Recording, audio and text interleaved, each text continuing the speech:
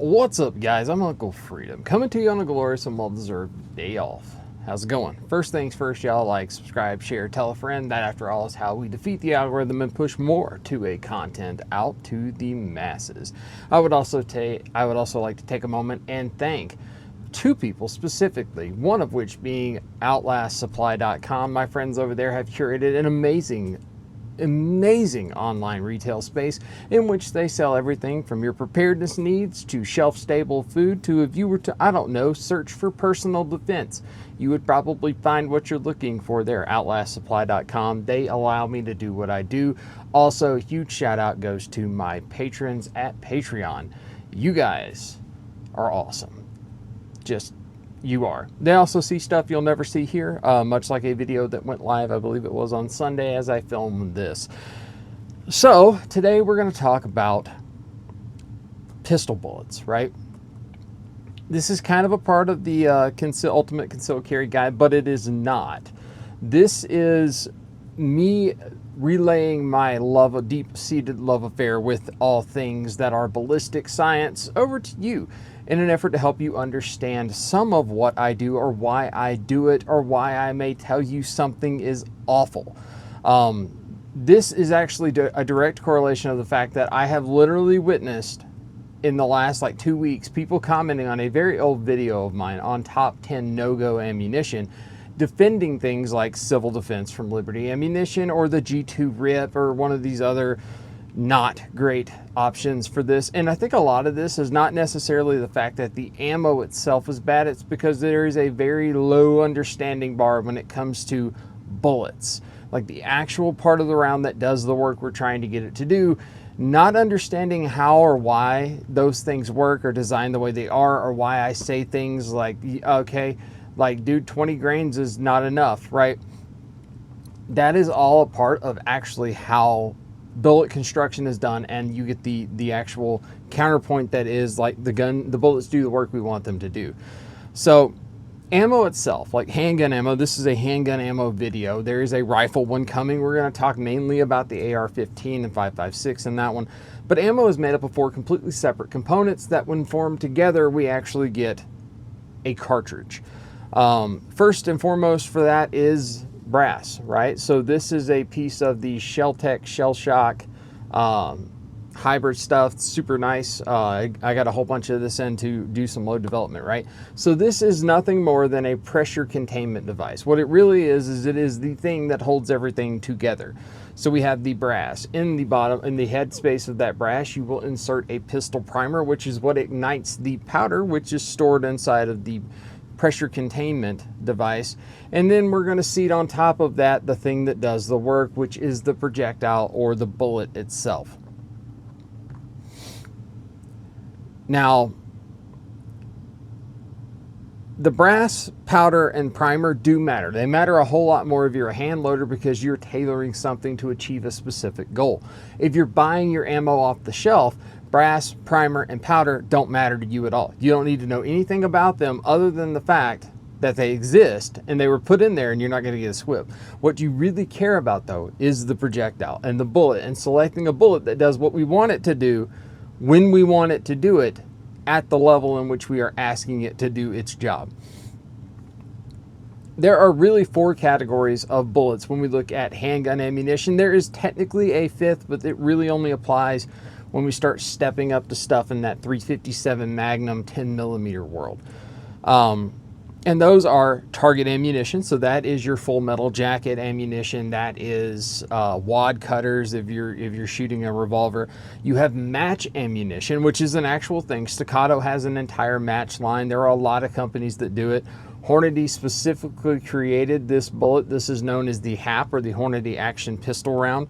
This is basically an XTP hollow point without the skiving that would allow it to expand, because as a whole, defensive ammunition and hollow points are typically higher and more quality controlled, quality QA/QC, so that they're going to be a lot more consistent when we shoot them, which is what we need in a match environment.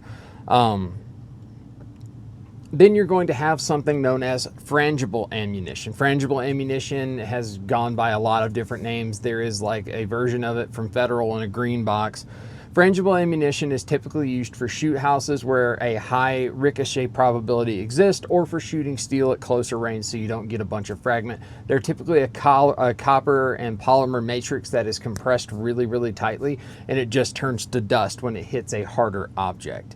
Then we have something known as defensive ammunition. Now, defensive ammunition has one goal and one goal only. It is, in a handgun, primarily to penetrate deep enough so that we get to things that matters, while not going so deep that it exits what we ended up shooting at, in causing us a liability concern after that projectile leaves what it is that we're going for. It is also like one of the offshoots of designing this is that it will typically expand or disrupt tissue, causing a larger wound cavity going through, starting more little bitty timers. Go watch the tactical anatomy video. And then there is, when we get into that fifth category that rarely exists, there is hunting ammunition. So we're talking about stuff that is like soft pointed, semi-jacketed, semi-jacketed hollow points. We're talking about hard cast bullets that we use for a ton of penetration. If we have something like a big scary bear chasing us down, or things like the extreme penetrator stuff from Lehigh Defense that is designed to literally just go, right? That is where that exists. But primarily, as we talk about handgun ammunition, there really is no like mysticism involved with Full Metal Jacket. There really isn't a ton when we start talking about match, because a lot of guys don't even realize that exists. Frangible is just frangible, but there is a ton of bad information when we talk about defensive ammunition and what we're looking for a handgun round to do. Now, there are subcategories when we talk about something like expanding ammunition, right? We have stuff known as the TUI, right? Tumble upon impact. We'll get kind of into that in a little bit. We have monolithic projectiles, which are made out of a copper alloy instead of a lead copper mixture. We're talking about stuff that is designed out of one material.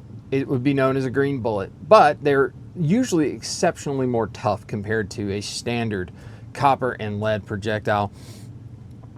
You would then have something known as an EFMJ, right? So that is this guy. This is the guard dog from Federal 105 grade projectile, expanding Full Metal Jacket, right? So we look at this, it looks just like an FMJ flat point, but it has skiving on the inside of it, and it has a polymer that when this compresses, it expands. Not because it's going to do a ton of more damage, but because it's going to shed its velocity and energy inside of the target, not exiting and causing us a liability concern later. And then you have stuff that is known as fluid dynamic or fluid principled bullets. So stuff like the Extreme Defender from Lehigh that has fluting on it that is designed to disrupt more of a fluid dynamic as it enters and exits a target, again causing it to shed energy so it doesn't leave the thing we shot and cause us a liability downrange, right? We want to leave the energy in the thing, right? And then you have bonded projectiles and non-bonded and cup and core. So cup and core and bonded start life as the same thing. They are a lead thing inside of a copper cup, and it all gets swaged together. Now, bonded is two different things. You can have a chemically bonded round, which means that a chemical process was used to weld or fuse the lead core to the copper jacket, or you can have a mechanically bonded round, something like a Hornady interlock round, where there is a copper ring that is mechanically bonded into the core to keep those from separating and keep the mass all in one spot. Now, when we talk about handgun rounds, there's a weird dynamic that takes place, right? So we have to talk about two specific things. We have to talk about projectile weight, and we have to talk about velocity. Those two things are what we measure rounds based off of. After that, we talk about bullet construction and design. So cartridges themselves, like 9mm is a great example, is designed to work in a specific cartridge weight window, right? Typically 115 grains to 147 grains. We can do that with Full Metal Jackets. We can do that all the way with any of your defensive rounds, but it is designed primarily around that window itself. Same thing, 40 cal, 165 to 180 grain. Things like the 38 Special 357 Magnum, right? 130 grain to 158 grain. This is where the round is designed to primarily function. That has historically been the weights of said round. Once we step above or below that, though, we are dealing with something known as a specialty round, right? It is not a common to all occurrence. We have created something that is different than other things. Now, velocity, just like weights when we talk about projectiles and their standard operating range, we actually have standard operating range for feet per second out of a handgun round in a 9mm, right? Same thing in 40, 45 and stuff. We have a standard window in which we would expect a bullet weighing this weight to go this fast out of this gun. And when we design projectiles, we are designing projectiles typically to function within that, in that grain weight, within those velocities, right? Like that is the hallmark we're trying to do. There is a lot of science and magic fairy dust that goes into creating a defensive round that stays together on impact, expands so that it sheds off velocity, doesn't exit and cause us a liability problem down below, but still gets deep enough so that it actually gets to things that matter, right? This is a giant math engineering equation, and make no mistake about it, that standardized weight grains there are designed and developed to be moving in that standardized velocity.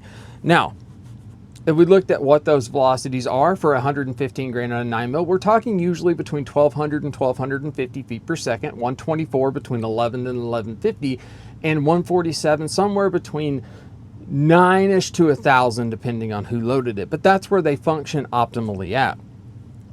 But as we begin to push bullets outside, especially our defensive rounds, once we push them outside, above, or below the actual operating envelope we have for velocity with a designed projectile, sometimes it's bad, sometimes it's very good, right? An excellent example of where pushing something beyond its designed protocol turned out to be a great thing. Things like 124 grain Federal HST, Federal Spear Gold Dots in 124, in plus P variety, stuff like the 135 grain Critical Duty in a plus P variety. What we are getting out of those is we are getting slightly more velocity, which gives us a better like kind of uniformity for how well that bullet expands inside of the media that we put it into, allowing it to leave the energy in the thing, not exit and get deep enough to what we want it to do, right? Those are some glaring examples of it being done extremely well.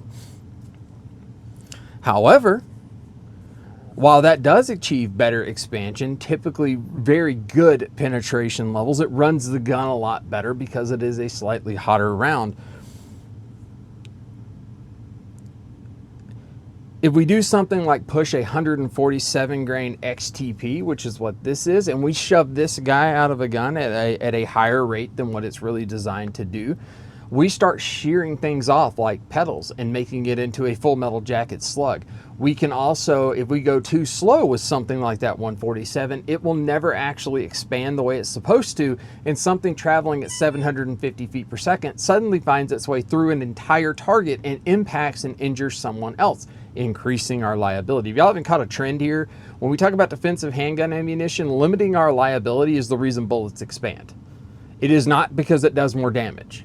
Bullets expand because it is a way for us to limit our liability while getting deep enough to do the damage. The magic there is having something go just fast enough so that it expands like it's supposed to, gets deep enough, but not so deep that it leaves, right?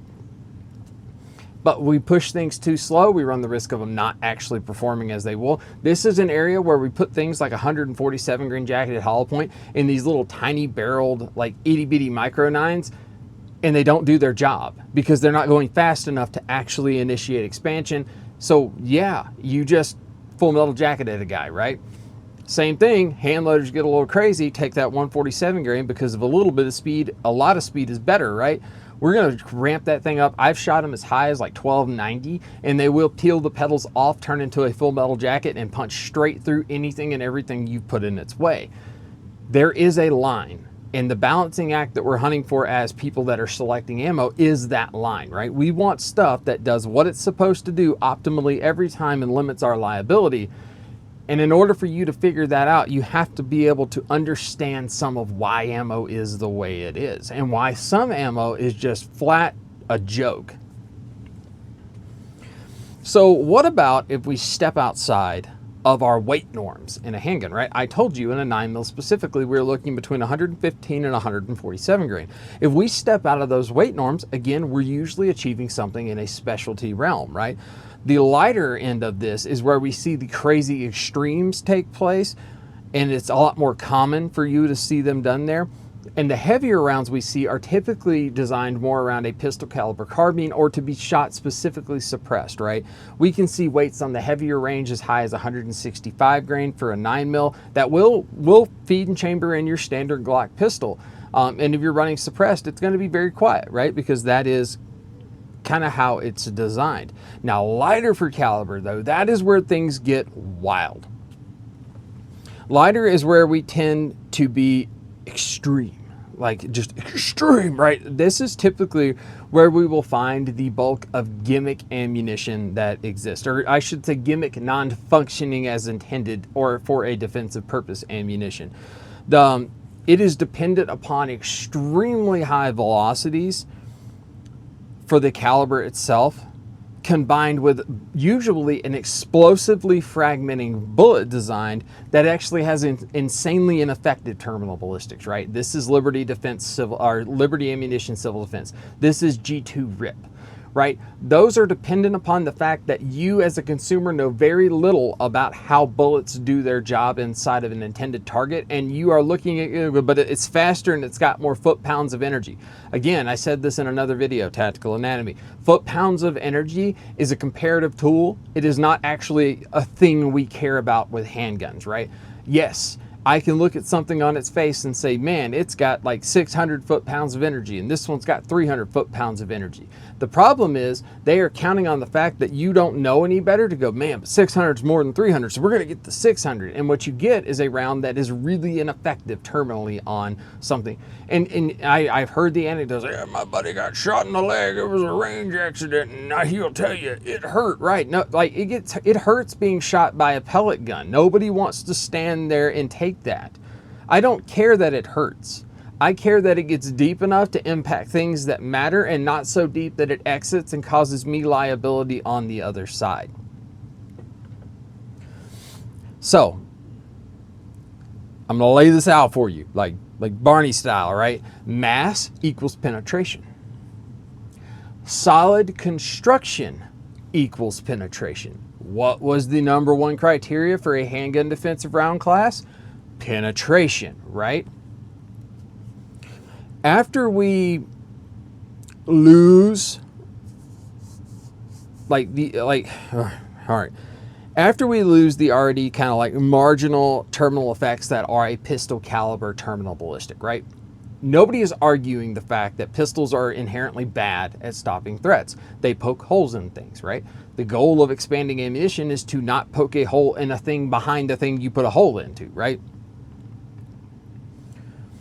So if we start talking about the lackluster terminal ballistics, right? The handguns do not have rifle ballistics. If I have another person tell me the 2,200 feet is almost hydrostatic shock territory, you're not causing hydrostatic shock with anything semi-automatic out of a handgun. It ain't freaking happening, man. Stop buying into this crap. You sound dumb. Now that I've said that part.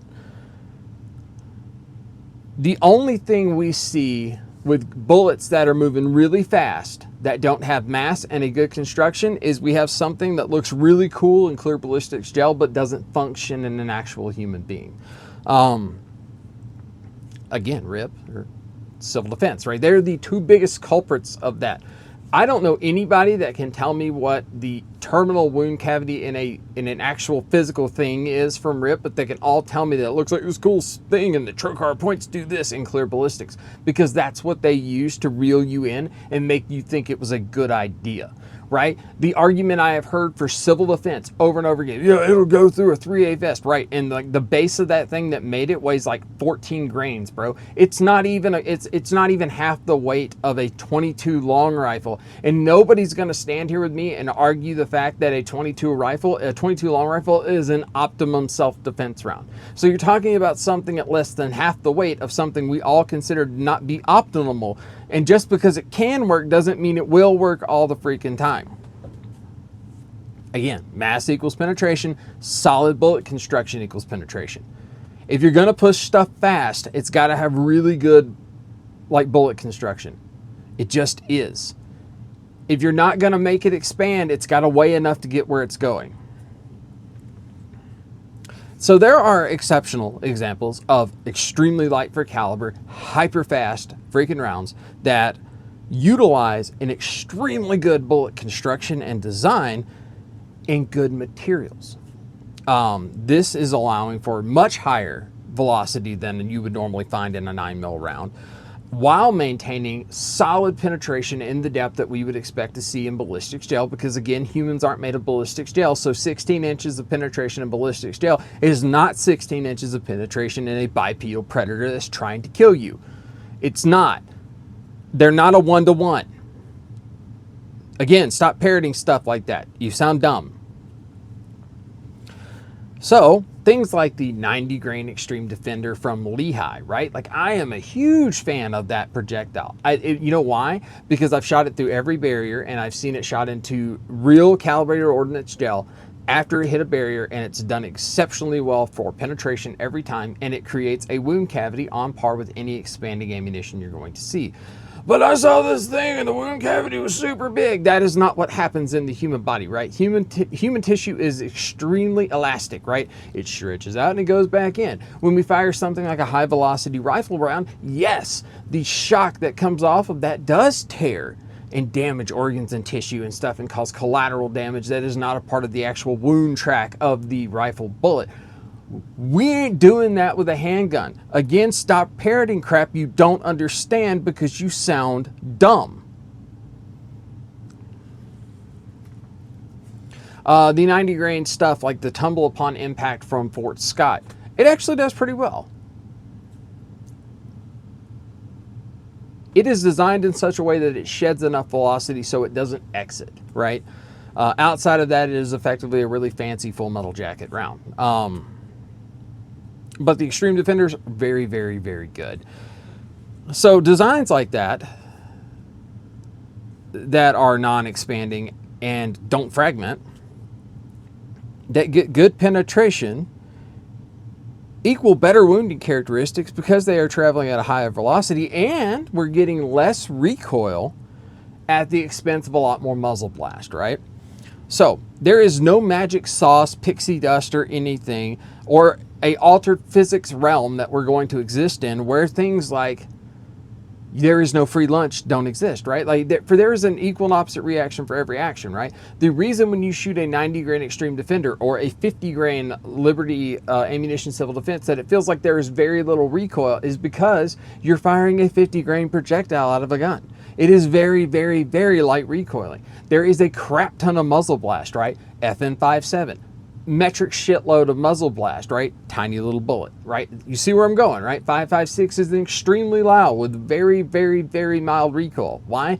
Tiny bullet, lots of gas, right? Like that is, there is no free lunch, right? If we're gonna make things go super fast and they're gonna be little bitty, they're gonna have a lot of muzzle blast. If we're gonna make things go super fast and they're gonna be super lightweight, if they're not built in such a manner to penetrate things, they're not going to.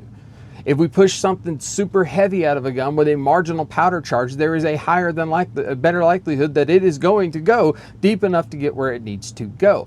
But if we screw around and we push something too slowly that was designed to expand, like a 147 grain XTP or 147 Gold Dot or 147 grain HST, out of a little bitty short barrel gun, guess what it's going to do? It's going to go straight through that like a full metal jacket because you did not achieve a velocity threshold to make it expand and do its job.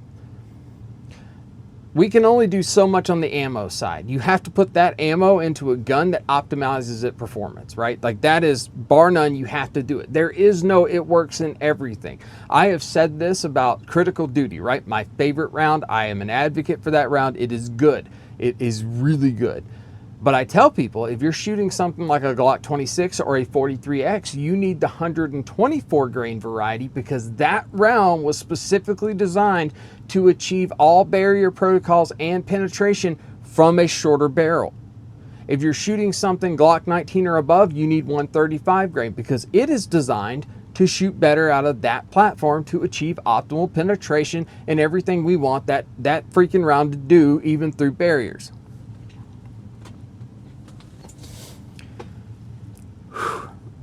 I get mad about this stuff. Y'all tell I get super animated. The single most important factor we have in handgun ammunition is penetration. Did you get deep enough to hit the thing that mattered? Yes, I know human beings are not 16 inches, and it got 16 inches is too much in clear ballistic gel. Again, guys, it is not a one-to-one comparison, right? I am very fortunate. As a part of what I do, I shoot a lot of stuff into ballistics gel, right? I am the guy that goes out and tests ammo to make sure that it is meeting the definition for what we need that ammo to do out of our specific firearms. And I test new things when they come out to see how they stack up against a proven performer, right? Like, that is a part of what I do. Shooting ballistics gel is incredibly boring if you are not the guy doing the shooting and you are not a super uber nerd writing down all the numbers. The reason it is so boring is because ordnance gel isn't clear. It's not clear ballistics. You can't see this cool stuff. You also can't melt it down when you're done. It is an excellent bait for coyotes to go hunting, or if you're a hog guy, hogs eat that stuff up, right? Real ballistics gel, real ordnance gel is basically reconstituted powdered pig. It stinks to high heaven. It rots after it gets warm. It has to be shot at a very specific temperature range, and it has to be calibrated with a BB. Clear ballistics is none of those things, but it was never designed to be those things. Clear ballistics is an excellent comparative tool that we can show what this one did compared to this one, and we can actually see the results of it, right? That is what clear ballistics is for, but it is not an ordnance gel. And they don't do the same thing. They don't function the same way.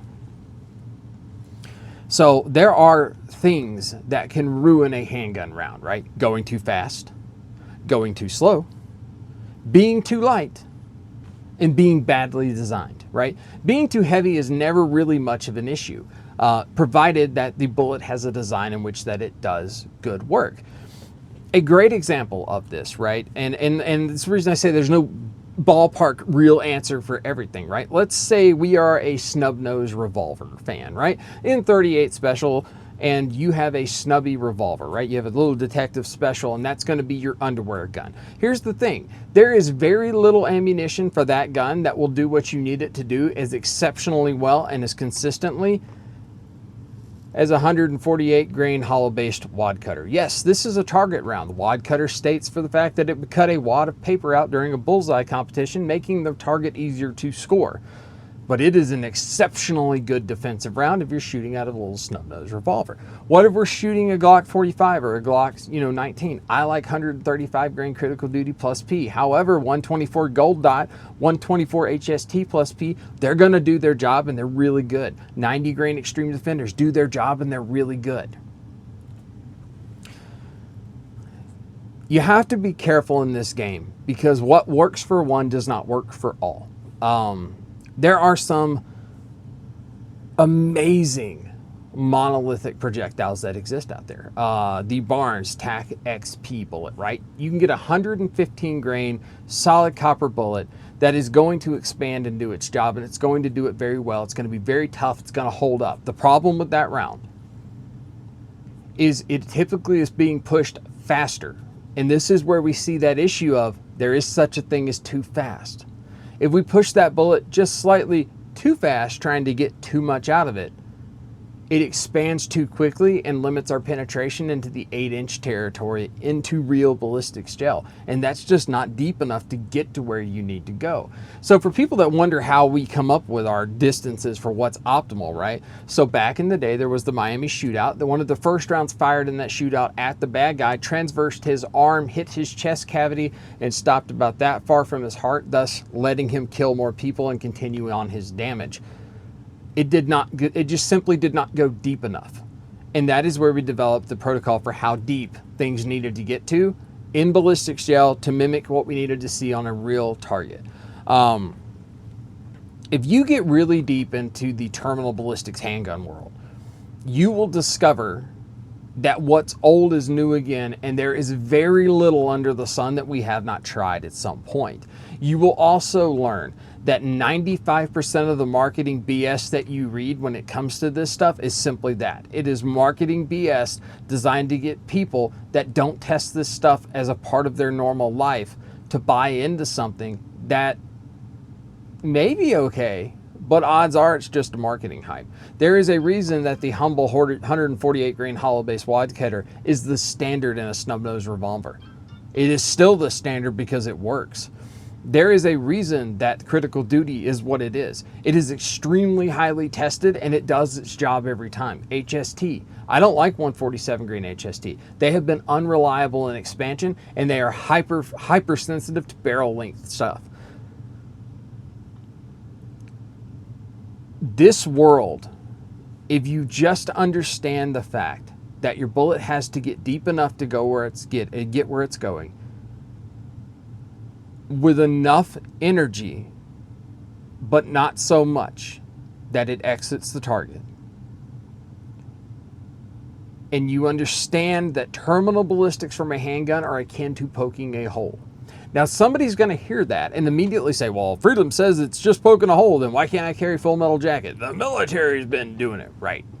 Full metal jacket is an excellent if I need to shoot through like 3 walls to get to you round, right? Full metal jacket's bullet design, if you look at them, they are very, very conical and they are super slippery looking, right? Guess what happens when you put those into ballistic gel? They just go through things because there is nothing there that makes that round slow down, stop, or alter its course in any way, right? The Extreme Defenders has flutes in it, deeper flutes, and what it does is that creates drag on that bullet inside of a fluid, meaning causing that bullet to stop its movement. Same thing, the TUI round. It's a super sharp, pointy bullet. It's designed in such a manner that the bullet will flip in the inside, thus scrubbing speed and energy and not letting it exit the thing. Expanding projectiles. The nose fills with a fluid media that peels back that bullet itself and exposes more lead, giving it a larger frontal diameter, which, as you guessed it, limits its ability to over-penetrate. The hollow base wad cutter. These are made out of a softer lead alloy with a massive flat frontal diameter that is going to cause increased drag on it in a fluid media, causing it to, guess what, class? Not carry enough velocity and energy to exit your target and cause a liability concern.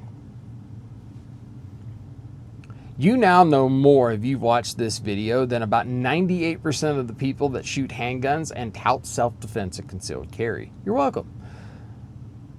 I could wax and wane about this topic specifically for the next 9 hours because this is probably one of my favorite things to do.